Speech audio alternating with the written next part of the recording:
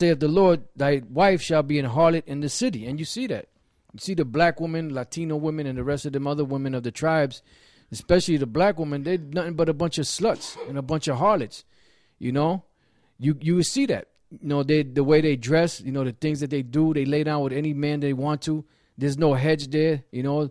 The mother and the father not together, you know, which is basically all, you know, set up to destroy the family. You know, that's why you have men and women that are not together anymore, you know, because that's one of the things that they set up under the Communist Manifesto, you know. So therefore, there's no structure in the house. So the daughter becomes a lesbian or a whore. The son becomes a faggot, you know, or effeminate, you know. So there's no structure there. It says, and thy sons and thy daughters shall fall by the sword. And you see that happening, you know. It's mainly the so-called, a lot of the so-called black men in this country, which are from the tribe of Judah, you know, they're getting shot down in the streets, and they've been getting shot down in the streets, you know, harassed by police, shot down in the streets, you know, Latinos too, you know, because that's part of the conditions, and these are things that are written in the scriptures pertaining to the condition or the current condition that you're in today. You're not going to find that in the Egyptian Book of the Dead or any of those other Egyptian fairy tale books. You have something else, Elder Gabor? No, like you said, I was just looking over the lyrics. Basically, man, like I said, it's all about catching hell, man. It all goes back to the curses that the Most High put on us as a nation of Israel. And that's what this guy was singing about. And this is way back in 1969. You know, back in 1969, you know, which according to the prophecy, it says that when America start to go down, you know, roughly paraphrasing, when America starts going down, that's when the word is going to be really pushed hard, you know, roughly paraphrasing. And that's just another sign, man, you know. Yeah, then it says, and as you read on down, it says, and thou shalt die in a polluted land. And you see that. This land is polluted. And it's not just talking about just physical pollution of trash in the streets and the air being polluted and the water being polluted. It's talking about the pollution of idols, you know. Because you worshiping idols, you are so-called Negroes and you rest of you tribes in the churches, you worshiping idols and don't even realize you worshiping idols. You know, because those churches you go to, that whole doctrine of Christianity and Catholicism, that's all basically idol worship, you know, and you just don't have no clue of it. You have something? Yeah, this is what I was speaking of. This is the book of Obadiah, the first chapter, the 4th verse. I'll go right to the point. It says, though thou exalt thyself as the eagle, and though thou set, that's talking about the so-called white man whose symbol is the eagle. And he exalteth himself as the eagle, because the eagle is a proud bird. It's known for flying at great heights among all the other birds that the Most High created. Reading on, it says, and though thou set thy nest among the stars. Now, his nest is talking about the space shuttles, the spaceships out there, his space program. He has a program called the Star Wars program. You know, you can Google that. And who set that out there in the stars? The so-called white man. Now, it was 1969 when he sent up his so-called Apollo, when the Apollo mission started, 1969. And that was the same year that song came out. So 1969 was a pivotal year for Esau going down, because according to the prophecy, Obadiah 1 and 4, though thou exalt thyself as the eagle, though thou set thy nest among the stars. A good example is the Apollo space program, which I believe started in 1969. Thence will I bring thee down, saith the Lord. So they've been coming down ever since. And it's no coincidence that was the same year that song came out, and the song is all about what? Is a so-called black man, Desmond Decker, calling himself an Israelite. And yeah, saying, that was spiritual. That was spiritual. And that's when the so-called Esau's world changed, because that was during the midst of the Vietnam conflict. Now, prior to the Vietnam conflict, it was unheard of, people being strung out on drugs like they are now.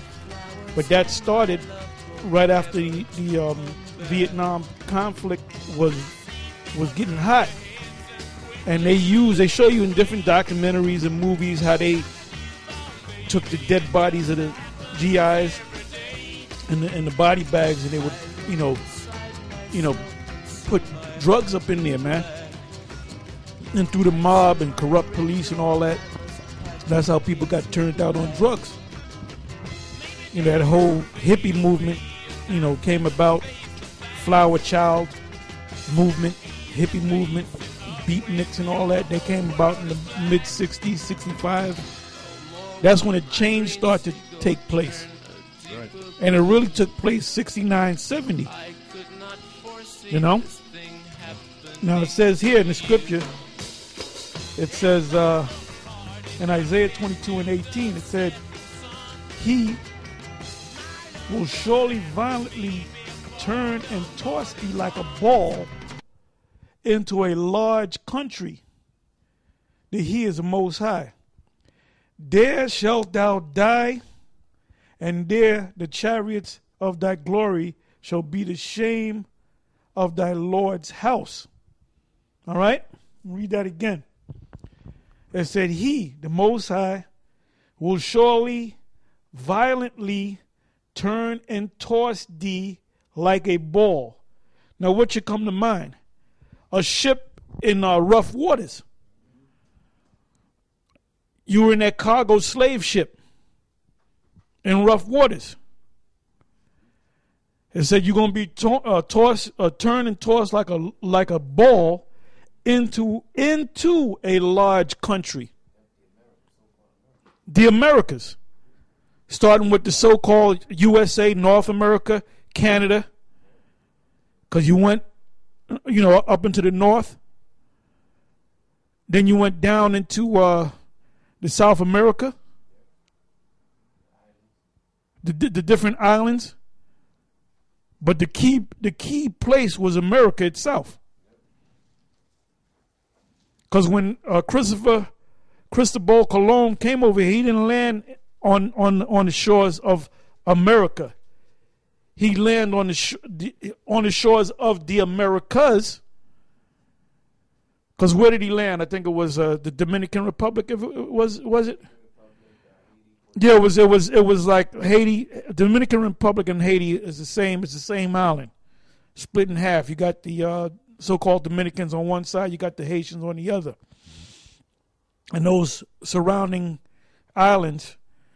And that's where he actually landed in South America.